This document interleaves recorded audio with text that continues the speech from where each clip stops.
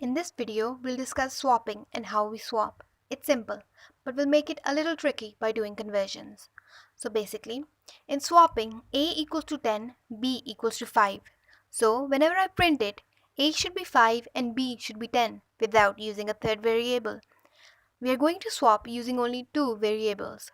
So first, let A equals to 10 and B equals to 5.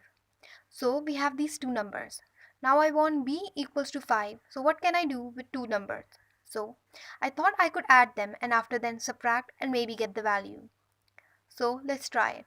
A equals to a plus b. So 10 plus 5 equals to 15. Simple. So now I want the value of b. So if I subtract b from 15, that is a minus b, the answer will be 10. So b has stored the value of a, but now we have a. So if I do a equals to a minus b, and I have 15 in a and 10 in b, so 15 minus 10.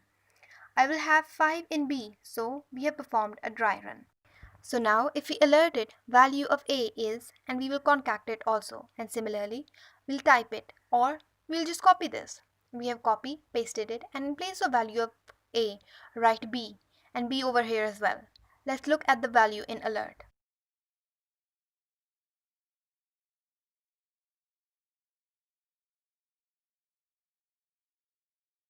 So if I run it again, value of a is 5.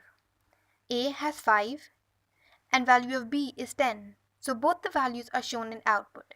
Now let's make it a little tricky. So what we will do is, we will make this string and then we'll look at the answer. This is 5, but it will be treated as string. So what we'll do is, we'll look at it over here again, running it. To look at it again, I refresh it. Value of a is 5, but b is 100. So something went wrong in the swapping. So b, I'll convert it to number. So this is string and we will tell it to convert into number. And over here, we tell it to convert into number also. So it will convert it into number. Let's look at our answer, if it is correct or incorrect. We refresh it and the value of a 5 and value of b 10. Now we have the correct answer.